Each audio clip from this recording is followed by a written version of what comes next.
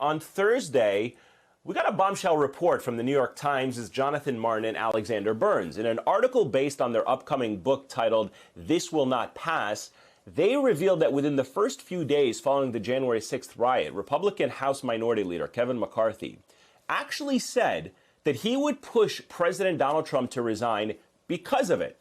Now, soon after that report came out, McCarthy said the story was totally false and wrong.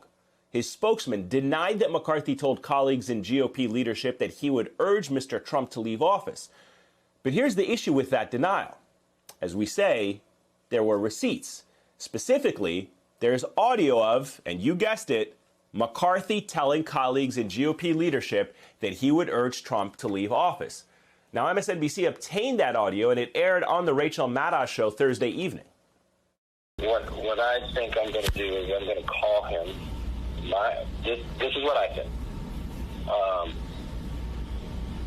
No, it'll pass the House. I think there's a chance it'll pass the Senate even when he's gone. And I think there's a lot of different ramifications for that. Now, I haven't had a discussion with the Dems that if he did resign, would it not happen?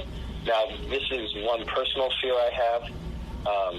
I do not want to get into any conversations about Pence pardoning, anything like that. I mean, the only discussion I would have with him is that I think this will pass, and it would be my recommendation we should resign. I mean, that would be my take, but I don't think he would take it, but I don't know. It would be my recommendation you should resign. It honestly does not get any clearer than that. Then on Friday, those very same Times reporters revealed additional recordings of Kevin McCarthy. McCarthy says that President Trump actually admitted to bearing some responsibility for the events of January the 6th. Let me be very clear to all of you, and I've been very clear to the president. He bears responsibilities for his words and actions. No ifs, ands, or buts. I asked him personally today, does he hold responsibility for what happened? Does he feel bad about what happened? He told me he does have some responsibility for what happened. And he needs to acknowledge that. All right, so in private, you have Kevin McCarthy saying that he thought Trump should step down. He said that Trump understood that he was in part responsible for the riots and insurrection. But then in public, McCarthy quickly fell into line. I mean, just a few weeks after that deadly insurrection, the minority leader would pose for this smiling photo with the former president at Mar-a-Lago. McCarthy hitched his political wagon, so to speak, to Trump's, even after acknowledging that the president was no longer fit to lead this country. Now, the Washington Post reports that the two men spoke Thursday, just after that video came out. The Post says that Trump was not upset, but rather happy that McCarthy did not follow through with the call on the former president to resign. So they're apparently still on good terms, even despite this damaging revelation. But this reporting could make it harder for McCarthy to lead his own conference, where he has often been at odds with the more Trumpy members of the caucus. Now, it's hard to imagine that they would like the idea of McCarthy criticizing Trump on tape. Now, these revelations are sure to be of interest to the January 6th committee, which is slated to hold its highly anticipated public hearings in June. Congressman Jamie Raskin, who sits on that committee, said this week that those hearings will tell a story that will really blow the roof off the House. Now, if this week's revelations are any indication, Congressman Raskin's prediction could be an understatement. Let's bring in our resident legal expert, Katie Phang. She's the host of the Katie Phang Show right here on MSNBC and here on Peacock as well. She's also an MSNBC legal contributor. She does it all. Katie, it's great to have you with us. So let's talk about McCarthy here for a moment. He was caught lying on tape, but the response from his party, at least in the last 24 hours or so, has been somewhat muted. What do you think the ramifications of this news will be for McCarthy, if any?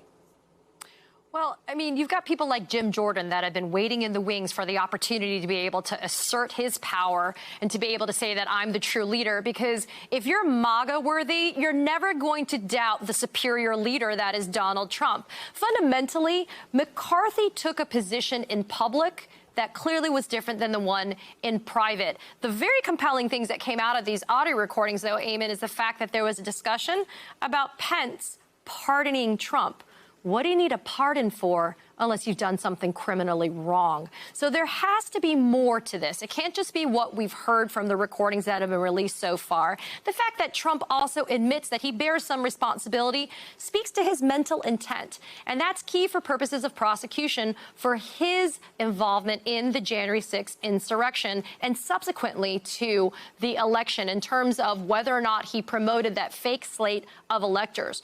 We as prosecutors always wanted to be able to focus on whether or not a defendant had the required intent to be able to commit a crime. Trump has always said that he truly believed in good faith, that he was pursuing the righting of a wrong, right? So the fact that there's an acknowledgement somehow that he has responsibility of what happened on that day creates some type of culpability and liability for Donald Trump. So in the recording, McCarthy is concerned that Trump, Katie, will bring up the possibility of being pardoned by Vice President Mike Pence. And I've seen a few people really hone in on that point. Why do you think this would be such a concern for Kevin McCarthy, that he was concerned that the president may evoke a pardon from the vice president?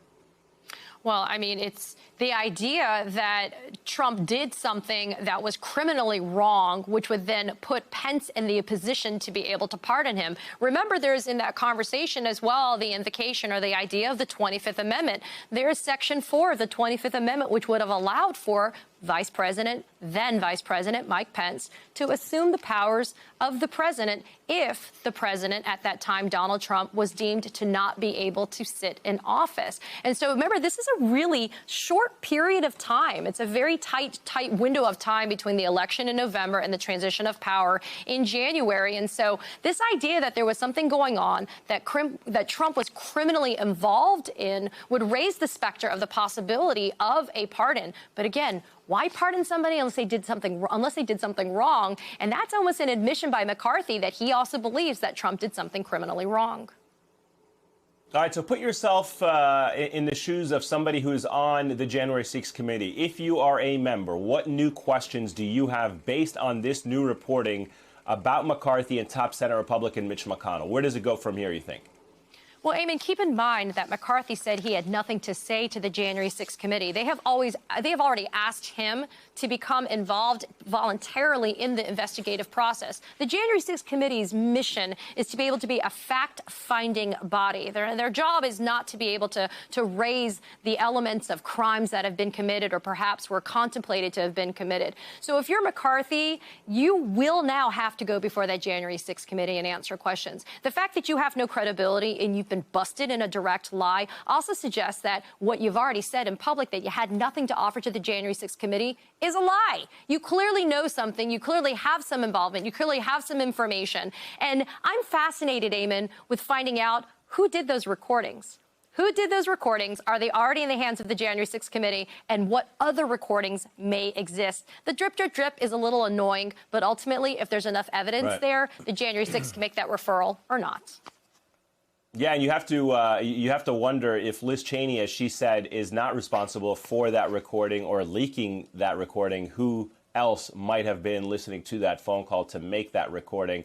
I got to ask you about Congressman Jamie Raskin real quick. He said that the upcoming January 6th committee hearings will blow the roof off the House. June is not that far off. What are you expecting from these public hearings? Exactly what we've been seeing now, but in kind of the limited receipt that we've been getting. The idea that you're going to actually have the presentation, hopefully, in a very coherent, powerfully graphic form so that the American public can see and hear exactly what happened. Because think about it, Eamon, the day of January 6th, there's a lot of public knowledge about it, right? There's stuff that we saw when it was happening in real time as it was being covered.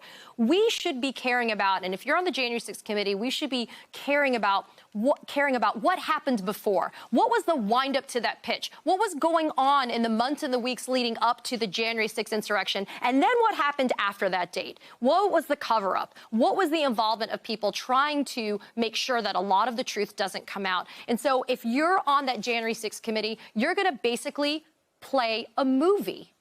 It'll be a movie based on facts, reality, and evidence, but it's going to be a compelling one, and that's what's going to capture the attention of the American public, and that's the way that you get your message across. And then hopefully, fingers crossed, the DOJ picks up the ball and has been doing an investigation and brings charges where appropriate.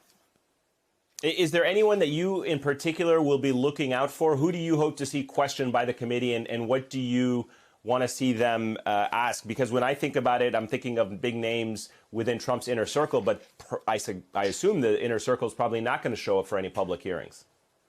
Yeah, the voluntariness of it has always been self-serving. If you think about it, Don Jr. with his text messages that were turned over to Mark Meadows were things like, you got to calm him down, you got to stop him, putting aside the fact that a son doesn't even have the ability to reach his own father, whatever. But, you know, those people, they're all self-serving. Ivanka Trump voluntarily appearing, Jared Kushner, et cetera. All of that would have been self-serving. I'm not actually expecting that inner circle to be able to be somebody that's going to give information that's going to be uber compelling. I think it's going to be the people that the Kevin McCarthy's, right? Like the people that you would have thought had a public kind of party line that they were towing, that they were putting out there. And the reality that the 1-6 committee now has that evidence that would say you're lying, because that's the confrontation you would want to see.